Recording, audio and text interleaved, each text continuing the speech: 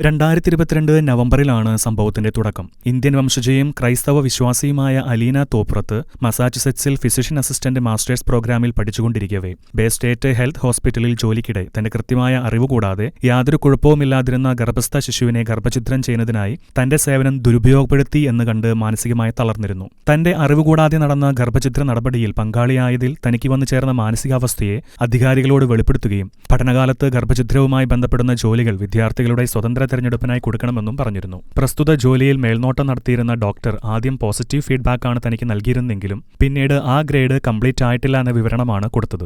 2023 ഫെബ്രുവരിയിൽ തന്റെ അറിവുകൂടാതെ താനും പങ്കാളിയായ ഗർഭഛിദ്ര നടപടിയിൽ വേദനിച്ച അലീന തോപ്പുറത്ത് മാനസിക പിരിമുറുക്കങ്ങളിൽ നിന്ന് സുഖപ്പെടുവാൻ വേണ്ടി അവധി ചോദിച്ചെങ്കിലും ആകെ 1 മാസത്തെ ലീവ് മാത്രമേ അനുവദിക്കപ്പെട്ടുള്ളൂ.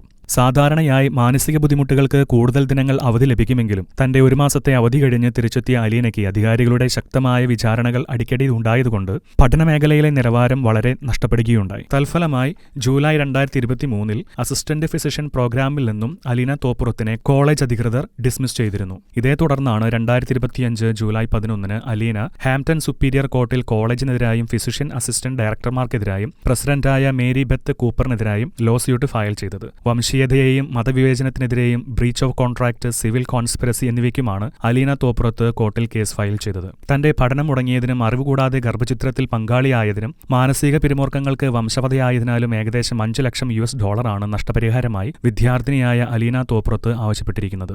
ഈ സംഭവം പുറംലോകമറിഞ്ഞതോടെ പ്രോലൈഫ് സംഘടനകളായ സ്റ്റുഡൻസ് ലൈഫ് ഓഫ് അമേരിക്ക പോലുള്ള ഗ്രൂപ്പുകൾ രംഗത്തുവരികയും പരാതിക്കാരിക്ക് പക്ഷം ചേരുകയും ചെയ്തിരുന്നു. ഇതേ തുടർന്ന് സ്പ്രിംഗ്ഫീൽഡ് കോളേജ് ഇതുവരെയും മറുപടി പറഞ്ഞിട്ടില്ല എന്നതും ശ്രദ്ധേയമാണ്. ഗർഭചിത്രങ്ങളും ദയാവധങ്ങളും നിയമവിരുദ്ധമായ അവയവക്കടത്തും ലോകമെമ്പാടുമുള്ള പല മെഡിക്കൽ കോളേജുകളിലും യൂണിവേഴ്സിറ്റിയിലും നടമാടുമ്പോൾ അലീനയെ പോലുള്ളവരുടെ പ്രതികരണ മനോഭാവം ലോകത്ത് നേരിടുന്ന കൊടിയ പല അനാസ്ഥകൾക്കും ഒരുപക്ഷെ പരിഹാരമായേക്കും. International desk, Shekinah news.